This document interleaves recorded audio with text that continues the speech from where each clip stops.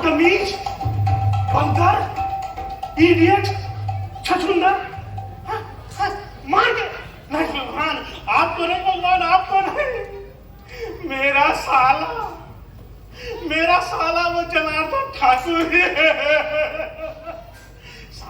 साला समझ रहे हैं ना आप लोग? साला मतलब बीवी के पेट से, गलती हो गई, बीवी के माँ के पेट से निकला हुआ। जानते हैं वो हर बार मुझे कुछ ना कुछ बहाना बना के पैसे ठग के भाग जाता है। अभी पिछले बार की बात है, उसने मुझसे कहा कि जीजा जी आपका तो फर्नीचर का व्यवसाय है और आप बोला से इतना महंगा लकड़ी क्यों खरीदते हैं?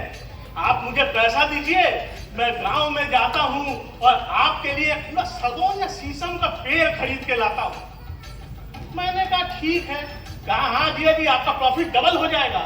तो मैंने उसको जो 4000 रुपए दे दिए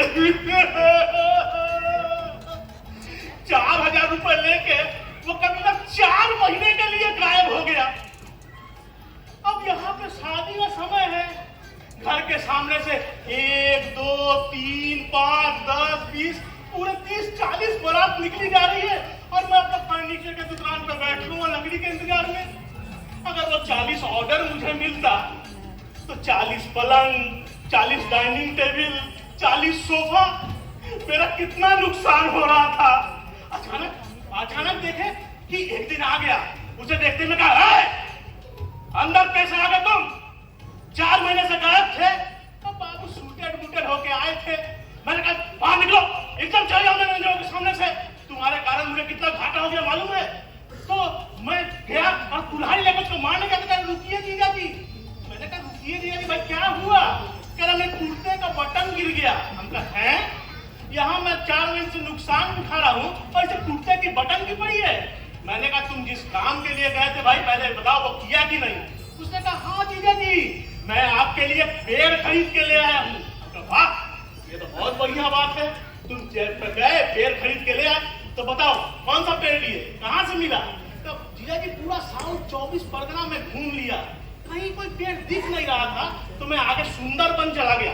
अब सुंदरबन में शेर, चीता, भालू सब कुछ है, लेकिन कोई सागौन या शीशम का पेड़ नहीं दिख रहा था। तो मैं आगे नदी पार करके टापू में पहुंच गया और टापू में जाके ना मुझे वो पेड़ दिख गया। तो मैं पेड़ के पास गया, बोला ए भाई ये किसका पेड़ है? हमको ये पेड़ खरीदना है। तो एक मोटा सा आदमी बाहर निकला और बोला ये पेड़ हमारी पुश्तैनी पेड़ है, देखते हैं आपके नजर में कितना सर है जो आप इस पेड़ को हाथ लगाएंगे। हम कहा भैया देखो कितना पुश्तैनी है। तो कहा ये 300 साल पुराना पेड़ है। तो 300 साल पुराना?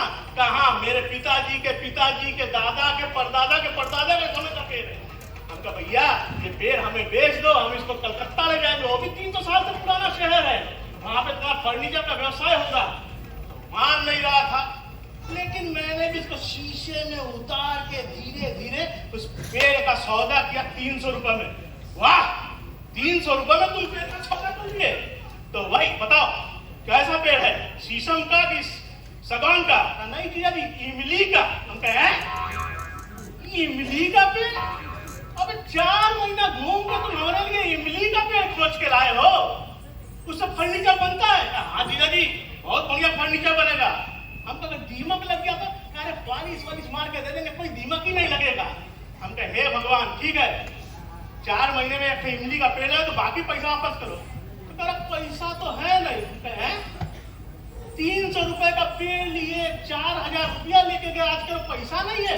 हाँ जीजा जी पेड़ का सौदा करके जब मैं आ रहा था तो पेड़ के नीचे ना एक लड़की खड़े होकर रो रही थी। तो लड़की रो रही थी, मुझे बहुत दुख हुआ। तो भाई तुम रो क्यों रही हो?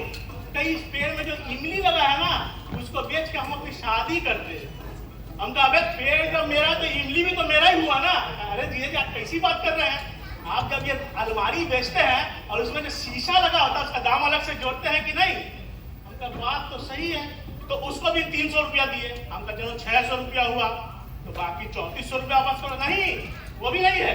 हम तो क्यों नहीं है? कह रहा वहां आगे गए तो एक बृहस्पति मिली। हमका ये बताई बृहस्पति शनि मंगल सब तुम्हारे कपाल पे झुकी थी क्या? नहीं जीजा जी वो एक औरत थी, वो बोली कि जिस जमीन पे ये पेड़ लगा वो जमीन मेरा है तो उसका भी कुछ दाम देना पड़ेगा। तो उसको दे दिए। हमका सब दे दिए, कुछ बचा उचा भी है? नहीं जीजा जी, फिर कुर्ता लिए, जाने आने का खर्चा। अब बताइए, इस तरह से मेरे 4000 रुपए को ठग गया, समझ रहे हैं ना। और आज ये सब राम कथा मैं आपको क्यों सुना रहा हूँ? आज सुबह से बीवी बहुत बीमार है और डॉक्टर आए थे, बोले कि ऐसा है कि इसको दवाई देंगे ठीक हो जाएगी। और वो दवाई मिलता है कवि सुभाष में। हम कहा ठीक है, हम तो रहते हैं बेलगछिया में और दवाई है कवि सुभाष में। जाओ भाई, मेट्रो करके जाओ, जल्दी से लेके चले आओ। लेकिन जाए, अरे रो मत भाई, रो मत, तुम्हारा भाई गया है दवाई लेने। हम मर थोड़ी ना कि विधवा हो गई हो, रो रही हो। रुको। तो वो भाई साहब उसको बोले कि मेट्रो से चले जाओ। गया है सुबह के 7 बजे और अभी बज रहा है दोपहर का 1। अब बताइए, बेलगछिया से कभी सुबह जाने आने में कहीं इतना समय लगता है क्या? 1000 रुपए को ठग गया, समझ रहे हैं ना। और आज ये सब राम कथा मैं आपको क्यों सुना रहा हूँ? आज सुबह से बीवी बहुत बीमार है और डॉक्टर आए थे, बोले कि ऐसा है कि इसको दवाई देंगे ठीक हो जाएगी। और वो दवाई मिलता है कवि सुभाष में। हम कहा ठीक है, हम तो रहते हैं बेलगछिया में और दवाई है कवि सुभाष में। जाओ भाई, मेट्रो करके जाओ, जल्दी से लेके चले आओ। लेकिन जाए, अरे रो मत भाई, रो मत, तुम्हारा भाई गया है दवाई लेने। हम मर थोड़ी ना कि विधवा हो गई हो, रो रही हो। रुको। तो वो भाई साहब उसको बोले कि मेट्रो से चले जाओ। गया है सुबह के 7 बजे और अभी बज रहा है दोपहर का 1। अब बताइए, बेलगछिया से कभी सुबह जाने आने में कहीं इतना समय लगता है क्या?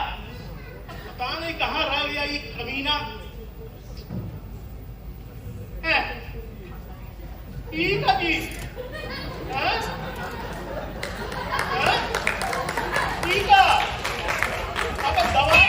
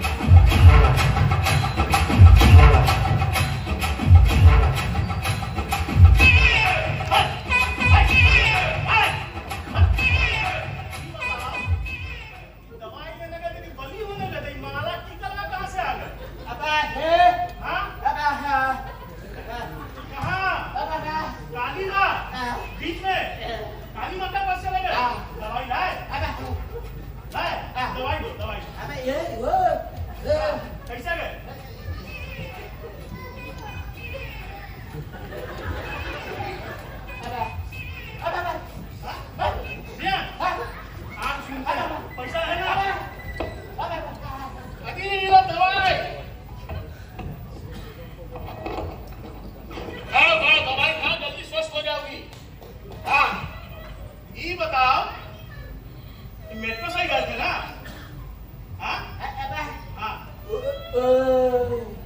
साइकिल से? बस से? बस से कभी सुबह? अभी कब? स्टेशन?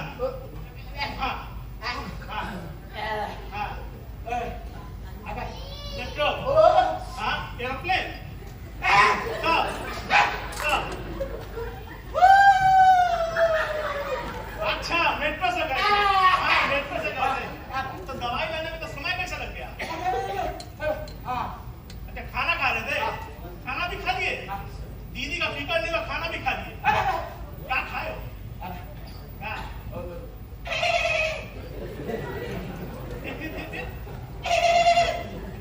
मटन? दीदी बीमार है, तुम मटन खा रहे थे?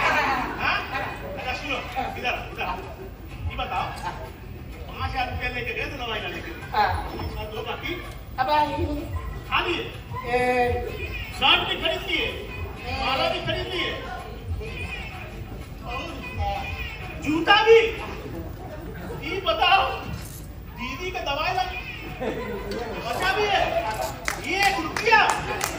बाप रे बाप,